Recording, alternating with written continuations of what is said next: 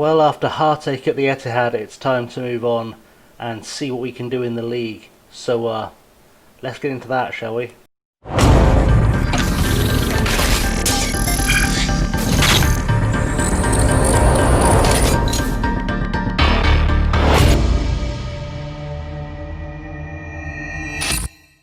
What's up, guys? Welcome to episode number 6 of Sunderland Until I'm Sacked. And in today's episode, we are in the league match against Portsmouth. So back to league action. We'll show you what's gone on in the league since we last met. It's been a couple of games. We played Carlisle first of all. We played Charlton first in the league. Lost 5-1. Bit of a devastating defeat for us. Andre Green got himself a goal, but the team just did not perform well at all. Bit of a shock for us. Kind of woke me up that we need to switch things around a little bit. We then played Carlisle in the Papa John's Tampax Sherpa Vans Trophy. Drew 0-0, but that should, I think, have been enough to send us through. I've slept since we played this game, so I'm not entirely sure if we're through or not. We should be through, unless something goes awfully wrong.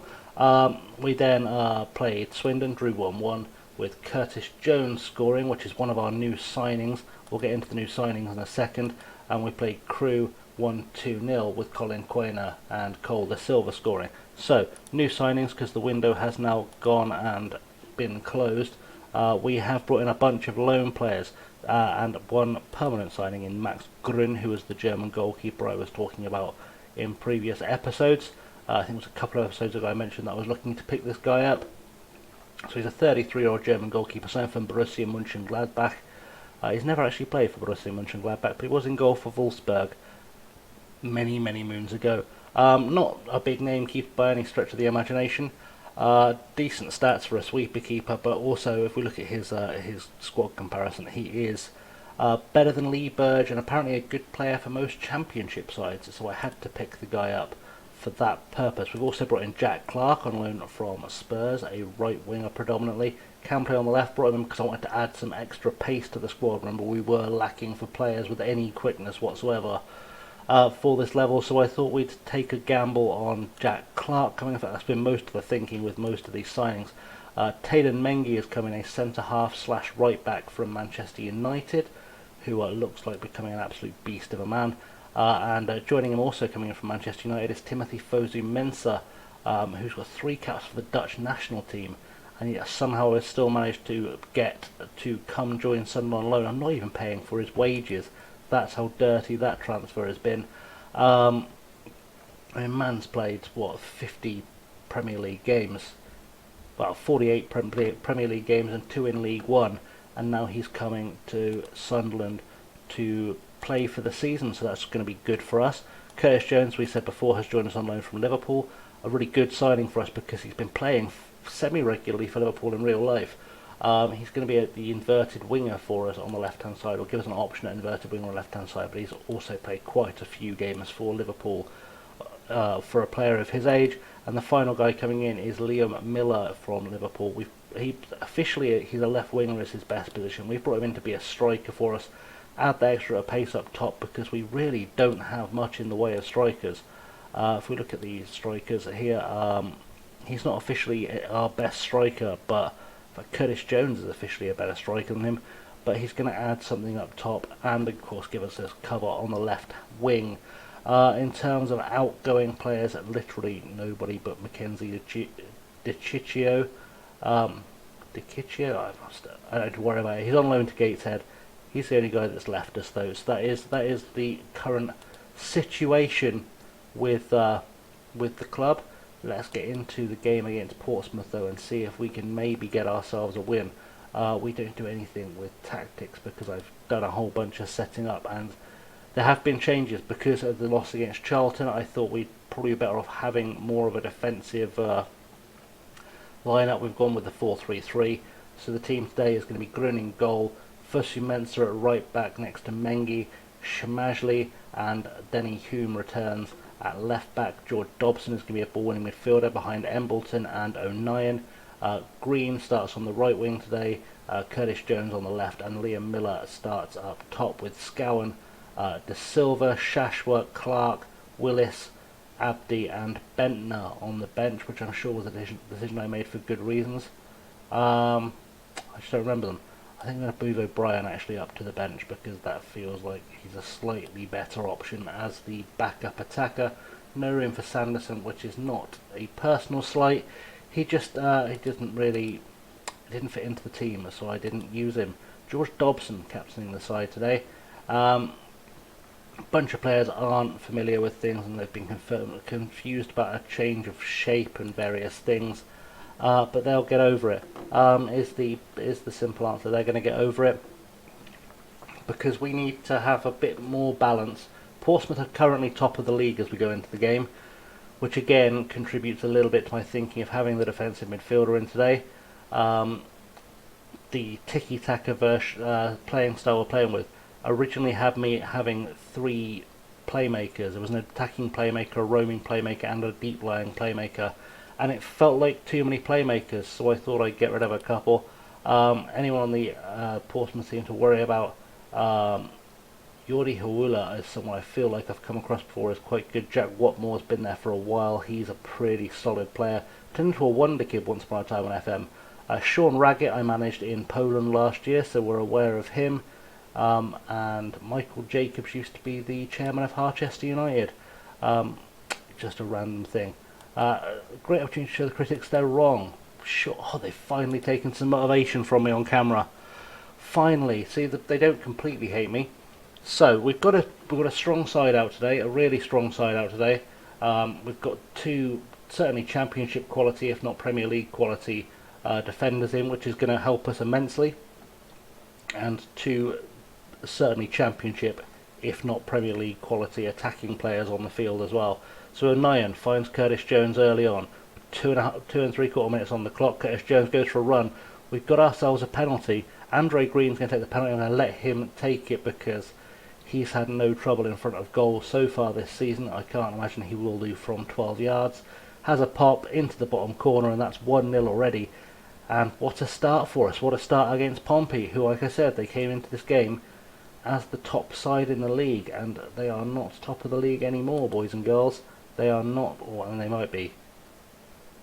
They're top of the league, are you indeed, is what I'm saying.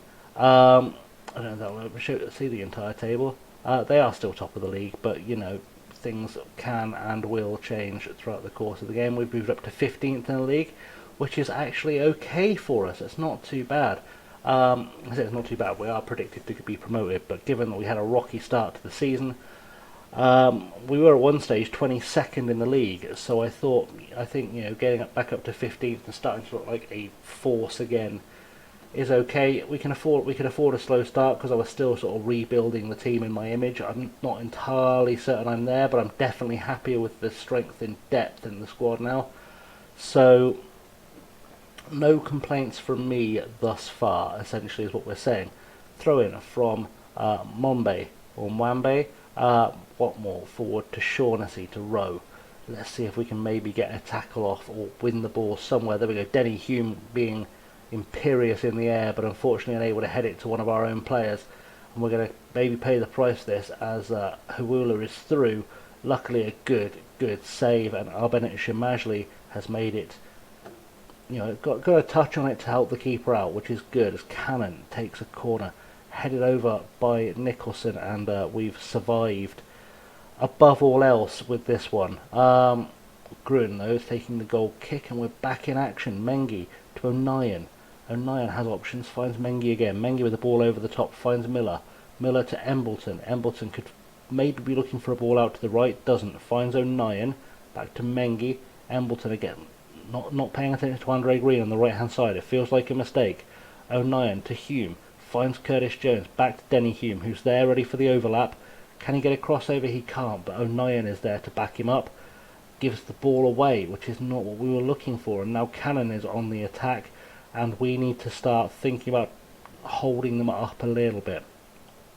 Or Liam Miller picks the pocket of Nicholson, though. Miller's through. Can he score? Liam Miller with his first goal for the club. And not many better places, times, or ways to introduce yourself to the Sunderland fans properly than by catching one of the opposing defenders, the Portsmouth defenders, napping, taking the ball off his toes, running straight at the keeper, and just slotting it home, cool as you like. And Liam Miller already looking like he has the potential to be a bit of a hero here at Sunderland. We're up into 13th. This is just getting silly. We're doing a madness now. Half time. Half time is happening. We are winning on the expected goals. That's excellent. Let's just have a quick look at the table. As it stands, Portsmouth still leading the way, but you know, things can change. Things can change very quickly in football. It doesn't. There's no advice for me. Outstretched arms. I'm very pleased. Keep going. Keep going, boys. 2-0 is a solid place for us to be at this stage in the game, and if we can add to it, better still. It's Mwambe to Cannon. Mengi looked like he was trying to make a tackle. Dobson finally heads it clear, but only as far as Rowe. Rowe to Shaughnessy. Shaughnessy over the top. Fosu Mensah with a weird hooked clearance, but he finds Curtis Jones, which could spark a counter-attack for us here.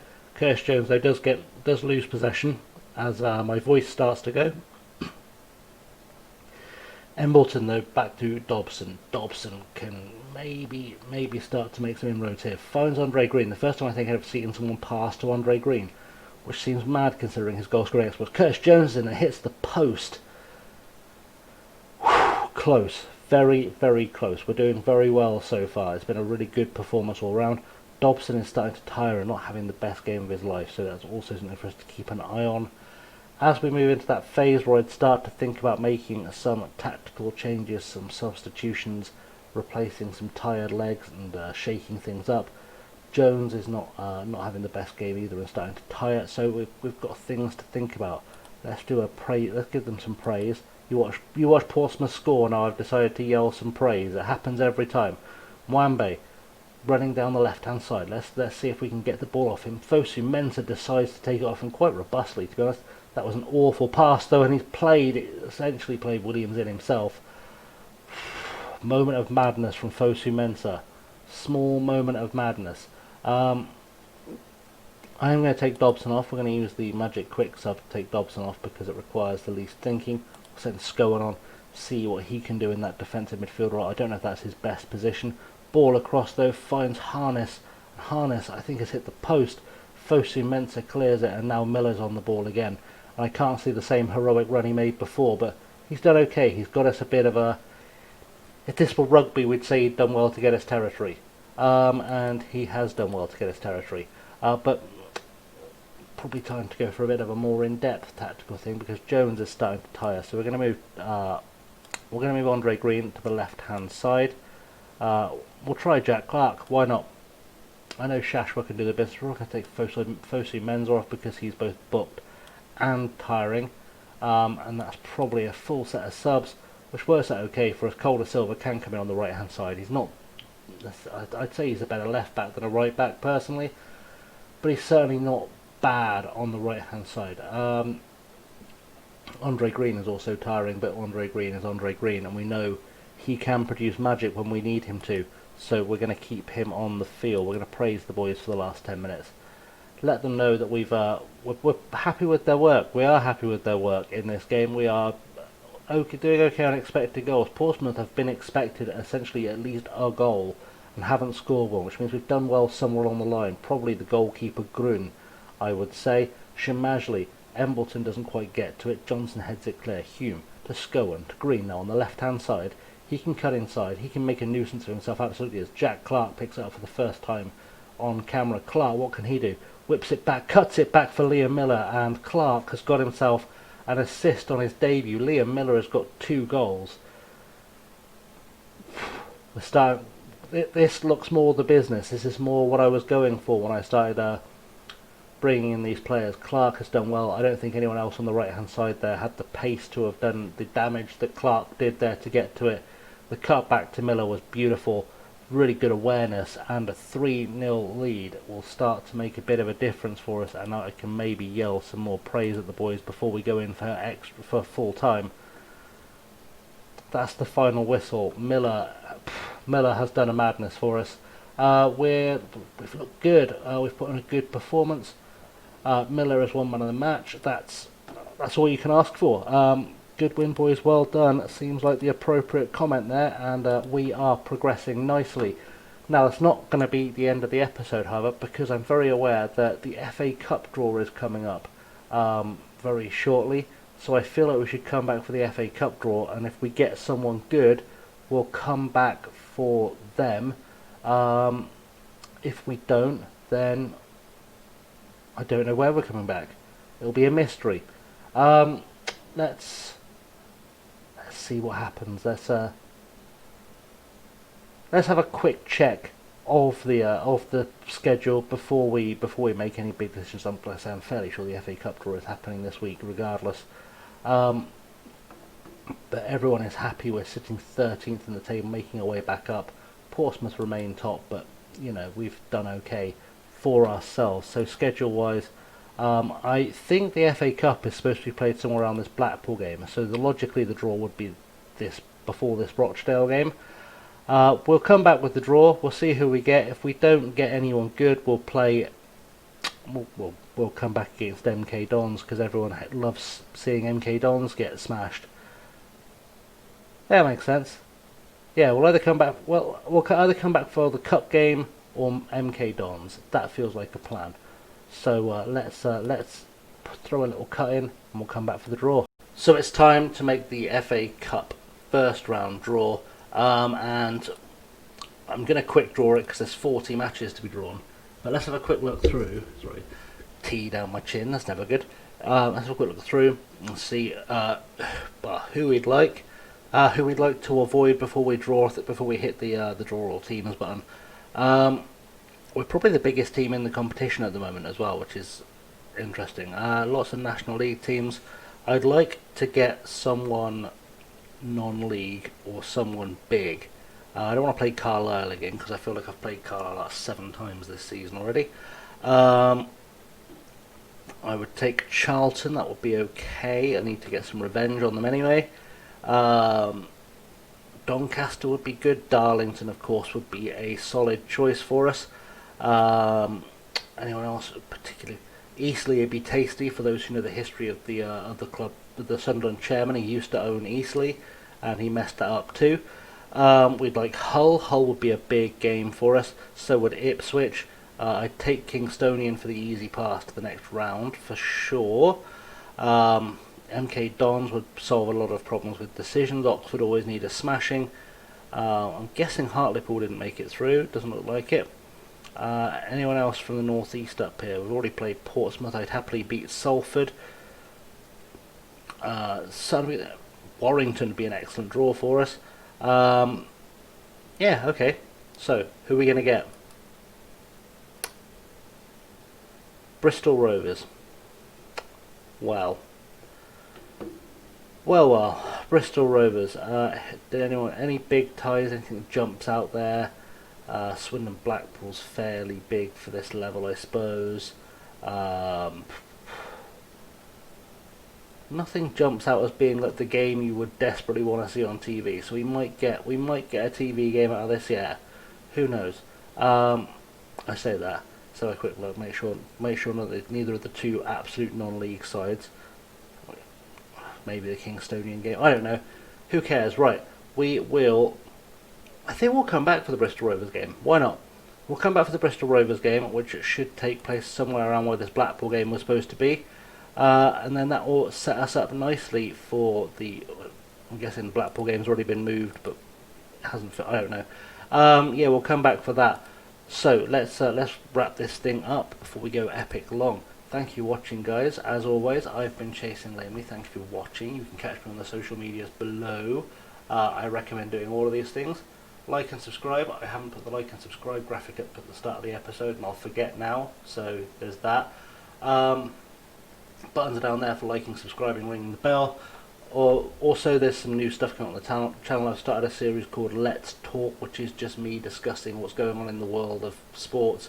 I started with an F1 version because Lewis Hamilton won a world title, but there will be football ones coming out and various other sports as and when. So if that's your thing, check it out. Let me know how it's going, and thank you very much for your support, guys.